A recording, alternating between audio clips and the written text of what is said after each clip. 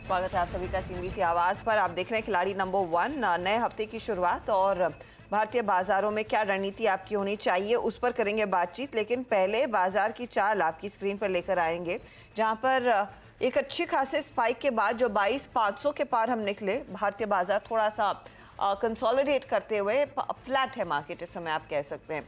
Nifty bank का हाल भी आपकी स्क्रीन पर लेकर आते हैं, वहां पर क्या स्थिति बनती हुई दिखाई दे रही है। तो निफ्टी बैंक के केस में आप ध्यान देंगे कि इस समय 238 अंकों का नुकसान देखने को मिला है। तो यहाँ पर कुछ सेल साइड की पोजीशंस मैग्नीफाई होती हुई मिड कैप इंडाइसेस में हालांकि आज हल्की गिरावट है, 30 पॉइंट का नुकसान बनता दिखाई दिया है। ये अब तक की स्थिति। अब कंट्रीब्यूटर्स इस समय कैसे बनते दिखाई दे रहे, कंसिडरिंग मार्केट ब्रेथ बेहद नेगेटिव है, तो आपकी स्क्रीन पर लेकर आएंगे दिग्गजों के वो प्लेट कंट्रीब्यूशन वाली। एचडीएफसी, इन्फी, एल&टी और आईसीआईसीआई बैंक ये दरअसल आज बैकफुट पर ट्रेड करते हुए दिखाई दे रहे हैं, और इसके सामने फिर भारतीय एयरटेल, नेस्ले, सनफार्मा और रिलायंस ऐसे स्टॉक्स हैं जहां पर कुछ खरीदारी के अंश देखने को मिले हैं। आज टाटा ग्रुप शेयरों में एक स्विंग के साथ बिकवाली की पोजीशंस बनती दिखाई दी है। ये ऑफ कोर्स एक्सपेक्टेड था, जिस तरह से वो अपडेट आया कि शायद टाटा सन्स का जो आईपीओ की खबर थी वो नहीं आने वाला है। तो टाटा केमिकल से लेकर पावर, मोटर सब में हम देख रहे हैं एक तरफा मुनाफा वसूली हावी पड़ती हुई। हमारे 3 जानकार जो इस हफ्ते हमारा साथ देंगे उनसे मुलाकात करते हैं, उनसे पूछेंगे कि उनकी क्या स्ट्रैटेजी है, किस तरह के ट्रेड्स पर ये करेंगे दरअसल फोकस। ये पिछले 3 हफ्तों के विजेता हैं। प्रदीप हुच्चंदानी, जिन्होंने जब भी खेला करीब 5% के रिटर्न बने। रुचित ने अपने हफ्ते में 12% के रिटर्न्स कमाए थे मैक्सिमम, और आशीष कयाल जो पिछले हफ्ते ही खेल के गए हैं 3% तक के रिटर्न्स इनके रहे। मार्केट अब हो चले हैं वॉलेटाइल, और ऑफ कोर्स अब यहाँ से अगला बड़ा ट्रिगर जो आएगा वो इलेक्शन डेट्स और इवेंचुअली इलेक्शंस ही रहेंगे। रुचित, आपकी अप्रोच मार्केट को देखकर क्या होगी? हाइस पर तो है, लेकिन ऊपरी लेवल्स पर समय समय पर कंसोलिडेट भी कर रहा है बाजार। Very good morning Asha ji. Sir, ये मार्केट्स में देखें तो इंडेक्स फ्रंट पे अब तक कोई भी इंपॉर्टेंट सपोर्ट्स ब्रेक नहीं हुए। सो यानी कि इंडेक्स पे हम कोई मंदी नहीं देख रहे, लेकिन मार्केट ब्रेथ नेगेटिव है। सो ये क्लियरली इंडिकेशन कर रहा है कि ऑल्दो ब्रॉडर ट्रेंड पॉजिटिव है, बट आपको काफी स्टॉक स्पेसिफिक रहना होगा अगर आप ट्रेंड के डायरेक्शन में भी ट्रेड कर रहे हो। तो यहाँ पे वही अप्रोच रहेगा कि मोर एक स्टॉक स्पेसिफिक अप्रोच रखेंगे। इंडेक्स आई थिंक 22,400, 22,350 ये डिप पे सपोर्ट रेंज है, और ऊपर 22,500 से 600 ये एक रेजिस्टेंस है। सो इंडेक्स में हम कोई बड़ी मंदी या कोई करेक्शन एक्सपेक्ट नहीं कर रहे, लेकिन यस, क्योंकि मार्केट ब्रेथ खराब है, इसीलिए काफी सिलेक्टिव और मे भी थोड़े डिफेंसिव स्पेस पे ज्यादा ध्यान रहेगा स्टॉक पिकिंग के लिए। ओके, तो डिफेंसिव स्टॉक्स पर शायद ज्यादा फोकस रहेगा। प्रदीप, आपकी स्ट्रैटेजी इस हफ्ते के लिए? Good morning everyone. सो दोनों मेन इंडेक्सेस निफ्टी और बैंक निफ्टी पे पॉजिटिव है, और ट्रेलिंग स्टॉप लॉस के साथ लॉन्ग होल्ड करने की एडवाइस हम हमारे क्लाइंट्स को दे रहे हैं। हमारे हिसाब से 22,350, 22,325 का सपोर्ट जोन जब तक नहीं टूटा तब तक हम ये पॉजिटिव रखेंगे, और ऑन द हायर साइड 22,700, 22,750 के टारगेट हम लेके चल रहे हैं। स्मॉल कैप इंडेक्स में थोड़ी सी वीकनेस जरूर से आई है, ये शॉर्ट टर्म मूविंग एवरेज के नीचे ट्रेड कर रहा है, तो स्मॉल कैप्स को अवॉइड करेंगे, पर अदरवाइज बाइंग की अपॉर्चुनिटी ढूंढेंगे हम खिलाड़ी नंबर 1 के शो के लिए। आशीष, आपकी अप्रोच क्या रहेगी?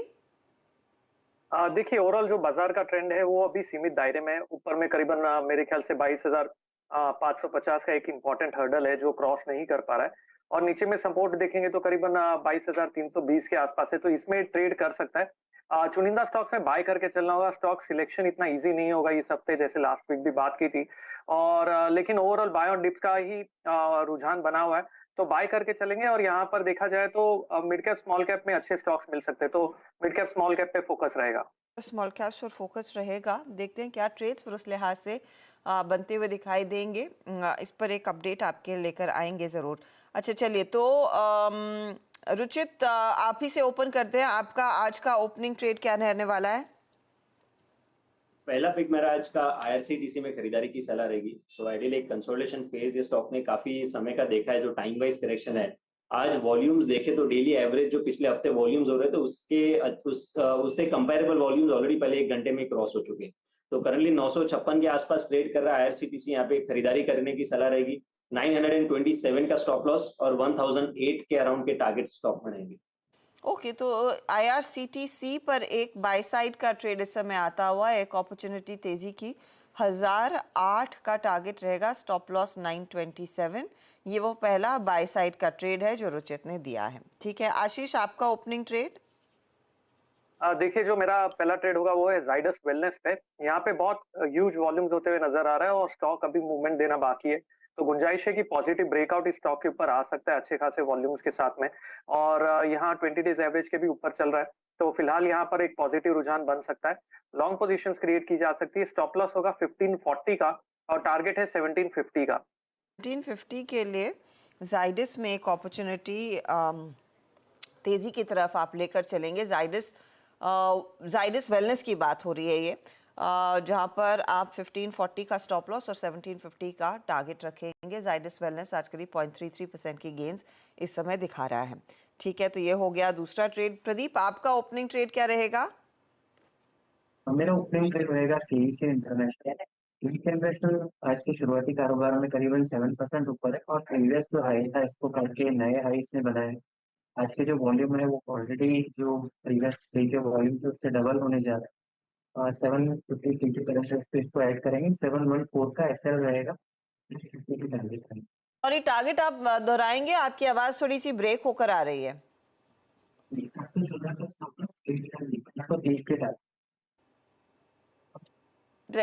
नहीं, 714 का स्टॉप लॉस हमने नोट किया है। एक और अटेम्प्ट, वरना आप मैसेज कर दीजिएगा, हम उसको दोहरा देंगे। 800 समथिंग, 830 823। नहीं, I can't hear you, sorry, I have to revisit this. थोड़ा सा उसे रीपैच कीजिएगा। 714 का स्टॉप लॉस सुनाई दिया, 800 के ऊपर का टारगेट है 830। ओके, 830 का टारगेट है, लेकिन उस प्लीज लिंक को रीपैच कीजिए क्योंकि प्रदीप की आवाज बिल्कुल सुनाई नहीं दे रही है। तो ये है इनफैक्ट केसी इंटरनेशनल जो अभी अभी ट्रेड आया। आशीष, आपका दूसरा ट्रेड क्या रहेगा जाइडस वेलनेस के साथ? देखिए, दूसरा ट्रेड है ये शॉपर स्टॉप पे है। यहाँ पर बहुत अच्छा एक स्ट्रॉन्ग ट्रेंड दिख रहा है। यहाँ जहाँ निफ्टी पे दबाव बना हुआ है, ब्रॉडर मार्केट्स में इतना उछाल नहीं है, लेकिन शॉपर स्टॉप ऊपर जा रहा है और अच्छे खासे वॉल्यूम के साथ भी ऊपर जा रहा है। तो यहाँ पे शॉपर स्टॉप पे बाय करने की राय होगी। स्टॉप लॉस लगाना होगा 752 का और टारगेट है 855 का। 55 के टारगेट के साथ मौका शॉपर स्टॉप में तेजी का बन रहा है। 752 का आपका स्टॉप लॉस रहेगा। ये है फिलहाल आपके लिए वो ट्रेड जो इस समय दिया है आशीष ने। रुचित, आपका दूसरा ट्रेड क्या रहेगा आईआरसीटीसी के साथ? जी, मेरा दूसरा ट्रेड सोना कॉमस्टार में खरीदारी की सलाह रहेगी। सो यहाँ पे भी एक अच्छा ट्रेंड का रिजम्पशन हुआ है अच्छे वॉल्यूम्स के साथ में आज की ट्रेडिंग सेशन में। तो करंट लेवल्स पे इसको खरीदारी करें। और स्टॉप लॉस 670 का रहेगा स्टॉक में और टारगेट्स लगभग 760 के अराउंड रहेंगे। 3.5% की तेजी इसमें। सोना BLW आपके लिए एक बाय साइड का ट्रेड है। 760 का टारगेट रहेगा और स्टॉप लॉस 670 का लगाकर चलेंगे। ये भी एक बाय साइड का ट्रेड। प्रदीप, होपफुली हम आपको थोड़ा बेहतर सुन पाएंगे अभी। दूसरा ट्रेड आपका? जी, मेरी आवाज अभी क्लियर है। सिप्ला रहेगा फार्मास्यूटिकल स्पेस में से दूसरा पे। और फार्मास्यूटिकल अच्छा काम कर रहा है और सिप्ला में एक फ्रेश ब्रेकआउट हम देख रहे हैं 15 के डेली अर्ली चार्ट से। ग्रोथ पे ये इसको ऐड करेंगे 1475 का और 1575 के स्टॉप लॉस रहेगा। 1585 1585 के टारगेट है। मुझे तो सुनाई नहीं दिया टारगेट। डायरेक्टर साहब, अगर आपको सुनाई दिया हो तो बताइए प्लीज। एक बार रिपीट करेंगे प्रदीप? 1475 1475 का स्टॉप लॉस, 1585 1585 का आपके लिए टारगेट रहेगा। 1475 का स्टॉप लॉस। ये है सिप्ला पर बाय साइड का ट्रेड। क्लियरली थोड़ी सी बॉडियों में दिक्कत हो रही है प्रदीप की। होपफुली अगले ट्रेड लेने से पहले वो रिवाइज करेंगे। लेकिन मार्केट पर एक बार नजर डालिएगा। निफ्टी जो है वो करीब करीब 59 अंकों की गिरावट पर ट्रेड करता हुआ इस घंटे थोड़ा सा एक्शन जो पिछले आधे घंटे में दिखा है वो नेस्ले में खूब देखने को मिल रहा है। रुचित, चार्टिकली आपने पढ़ा है क्या नेस्ले या फिर HUL, ब्रिटानिया? क्योंकि आप डिफेंसिव्स मेंशन कर रहे थे, इन डिफेंसिव्स में आपकी क्या FMCG कंपनियों पर नजर डाल जाएगी? Yes, no I think no overall trend तो एफएमसीजी का एक अच्छा पुलबैक का लग रहा है. सो इनफैक्ट हर्षदा जी, मेरी जो तीसरी पिक में आ रहा था वो एफएमसीजी स्पेस में से ही है.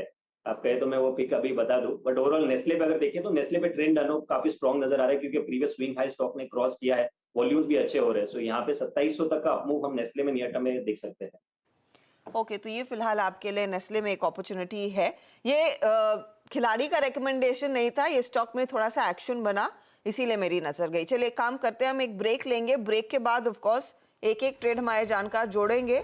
साथ ही आज दरअसल सुप्रीम कोर्ट में वो इलेक्टोरल बॉन्ड्स वाला मामला सुनवाई के लिए आया और उस पर कुछ ऑब्जर्वेशंस आ रही हैं. सीम की नजर है इस पे, वहां पर कुछ दिलचस्प बोला जाता है, तो उस पर भी एक अपडेट लेंगे. आप बने रहिए CNBC आवाज के साथ.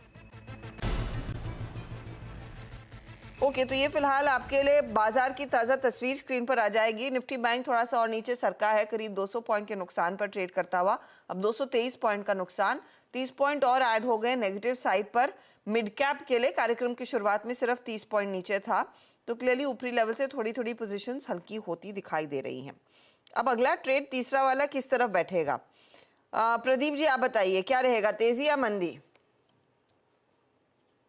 तेजी का ही ट्रेड रहेगा और फार्मास्यूटिकल स्पेस में ही हम ये ट्रेड लेंगे और ग्लेनमार्क फार्मा ये स्टॉक रहेगा. स्टॉक ने लास्ट वीक थर्सडे के सेशन में एक बढ़िया ब्रेकआउट कंफर्म किया था और ये मोमेंटम हम मानते हैं कि इस हफ्ते भी कैरी फॉरवर्ड होना चाहिए.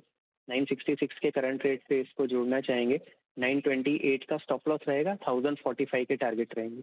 1045 के लिए ग्लेनमार्क फार्मा एक अपॉर्चुनिटी तेजी की, पिछले हफ्ते से दरअसल तेजी में है, इस पर आपकी नजरें होनी चाहिए. 1045 टारगेट है, 928 का स्टॉप लॉस रहेगा. आशीष आप क्या जोड़ने वाले हैं? देखिए इंडिगो में एक अच्छा खासा मूव देखा जा रहा है आज के दिन में और यहाँ से नीचे की ओर से रिजेक्शन आगे फिर से स्टॉक ऊपर की ओर आया है और काफी अच्छे खासे मूवमेंट देखे जा रहे हैं वॉल्यूम्स के साथ में. तो गुंजाइश है यहाँ पर एक पॉजिटिव रुझान इंडिगो में एक अच्छा खासा ब्रेकआउट आ सकता है. तो लॉन्ग पोजीशंस क्रिएट करनी होगी. स्टॉप लॉस लगाना होगा 3075 का और टारगेट है 3500 का.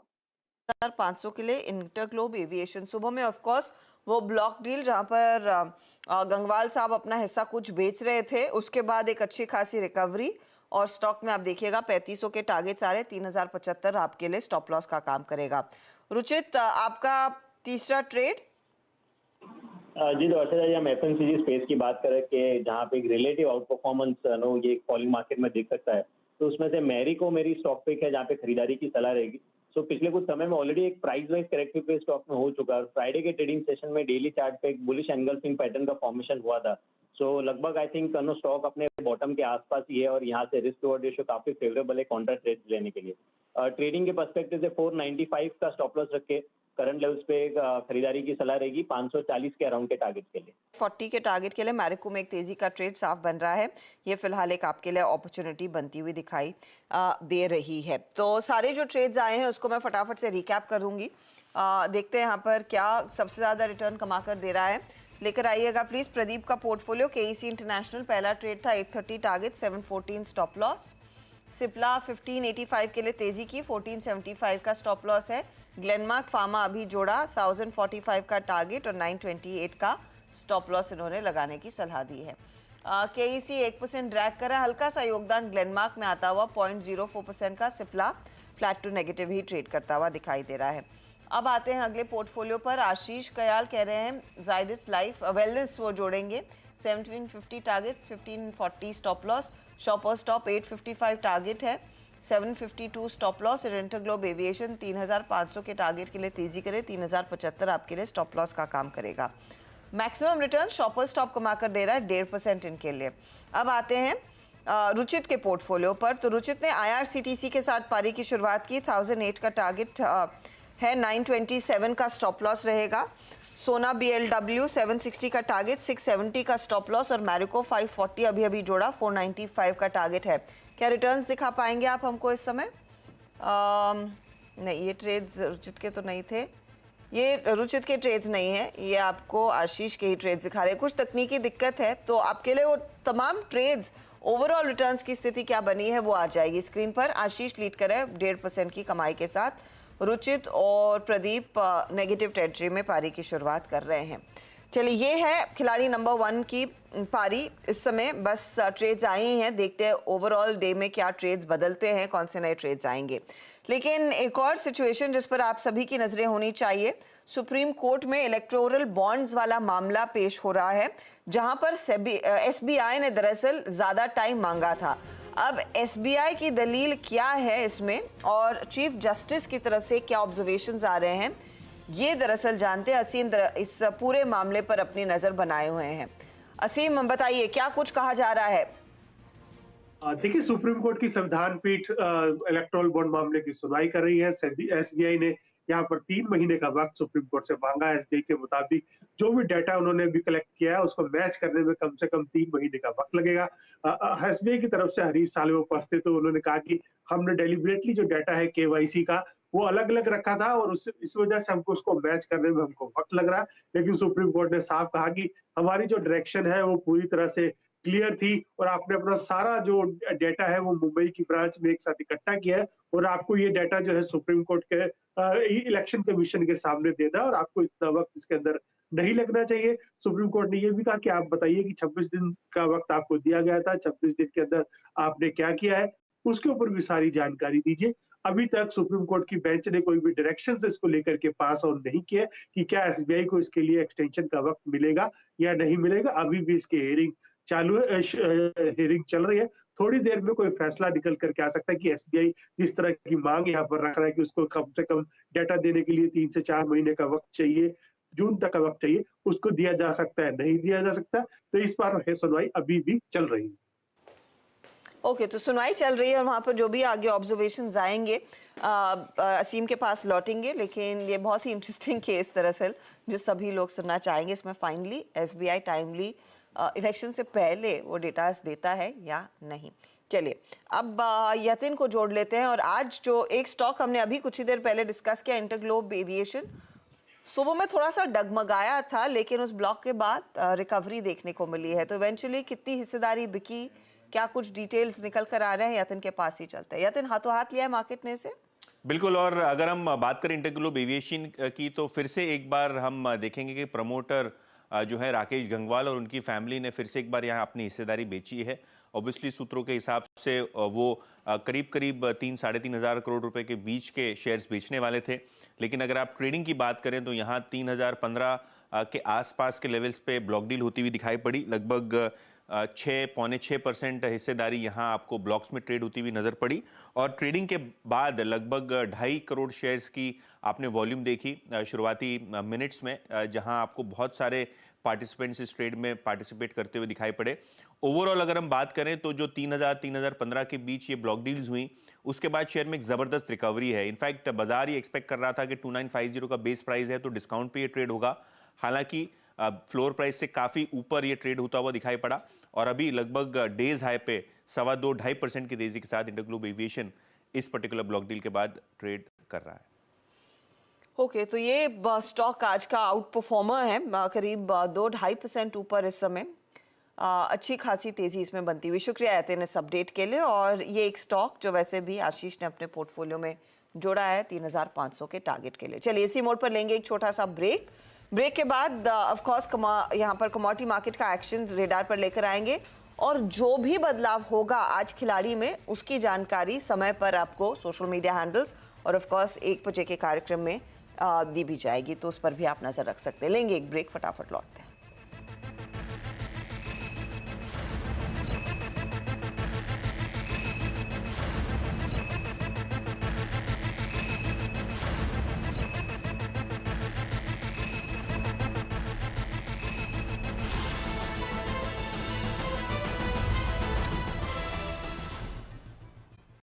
बता दें कि मनी कंट्रोल पर दिए गए विचार एक्सपर्ट्स के अपने निजी विचार होते हैं।